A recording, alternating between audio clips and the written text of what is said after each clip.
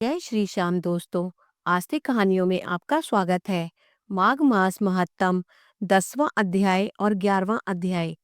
यमदूत कहने लगे कि हे वैश्य, एक बार भी गंगा जी में स्नान करने से मनुष्य सब पापों से छूटकर अत्यंत शुद्ध हो जाता है। जो गंगा जी को दूसरे तीर्थों के समान समझता है वह अवश्य नरक में जाता है।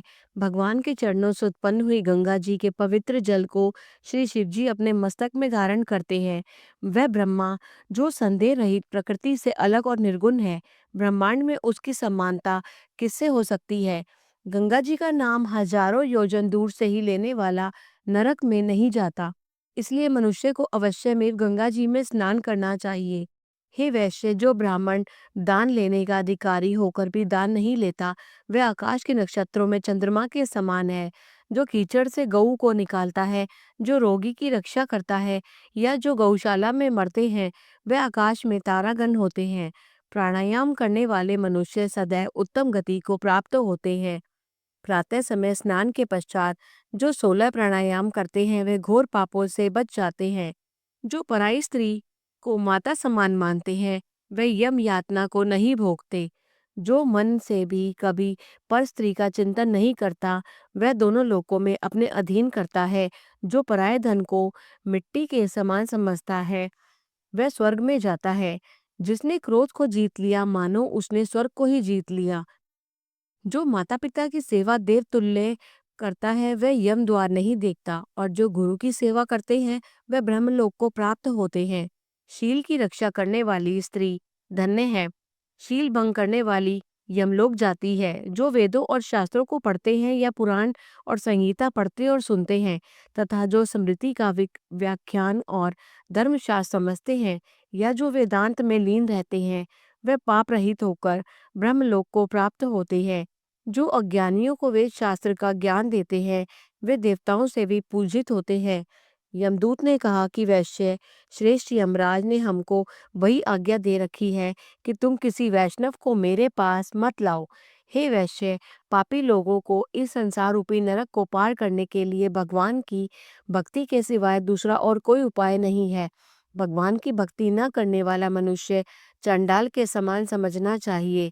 भगवान के भक्त अपने माता और पिता दोनों के कुलों को तार देते हैं और उनको नरक में नहीं रहने देते। और जो मनुष्य वैष्णव का भोजन करते हैं वे भी भगवान की कृपा से श्रेष्ठ गति को प्राप्त होते हैं। बुद्धिमान को सदैव वैष्णव का अन्न खाना चाहिए। इससे बुद्धि पवित्र होकर मनुष्य पाप नहीं करता।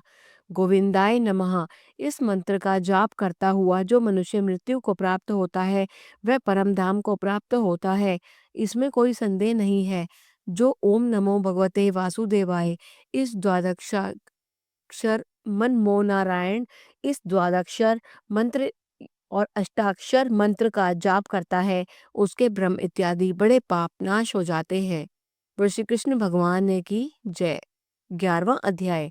यमदूत कहने लगा कि हे वैश्य, मनुष्य को सदैव शालिग्राम की शिला में तथा वज्र या कीट चक्र में भगवान वासुदेव का पूजन करना चाहिए, क्योंकि सब पापों का नाश करने वाले, सब पुण्यों को देने वाले तथा मुक्ति प्रदान करने वाला भगवान विष्णु का इसमें निवास होता है। जो मनुष्य शालिग्राम की शिला या हरि चक्र में पूजन करता है वह अनेक मंत्रों का फल प्राप्त कर लेता है। जो फल देवताओं को निर्गुण और ब्रह्म की उपासना में मिलता है वह फल मनुष्य को भगवान शालिग्राम का पूजन करने से यमलोक को नहीं देखना देता।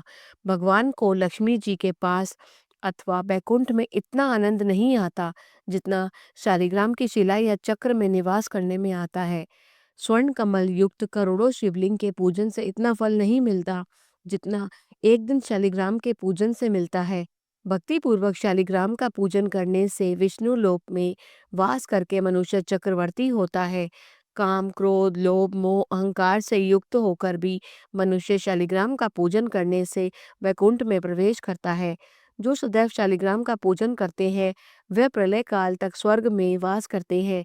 जो दीक्षा, नियम और मंत्रों से चक्र में बलि देता है वह निश्चय करके विष्णु लोक को प्राप्त होता है। जो शालिग्राम के जल से अपने शरीर को अभिषेक करता है वह मानो संपूर्ण तीर्थों में स्नान करता है।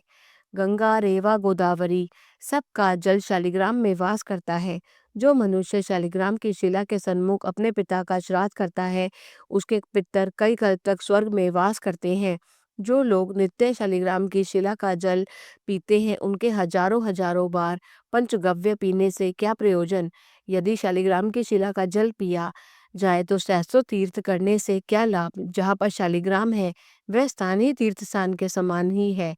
वहां पर किए गए संपूर्ण दान होम करोड़ों गुणों का फल को प्राप्त होता है। जो एक बूंद भी शालिग्राम का जल पीता है, वह माता के स्तनों का दूध पान नहीं करता, अर्थात गर्भाशय में नहीं आता। शालिग्राम शिला में जो कीड़े मकोड़े एक कोस के अनंतर में मरते हैं, वह भी वैकुंठ को प्राप्त होते हैं। जो फल वन में तप करने से प्राप्त होता है, वही फल भगवान को सदा स्मरण करने से प्राप्त होता है। मोहवश अनेक प्रकार के घोर पाप करने वाला मनुष्य भी भगवान को प्रणाम करने से नरक में नहीं जाता। संसार में जितने तीर्थ और पुण्य स्थान हैं, भगवान को प्रणाम करने से नरक में नहीं जाता।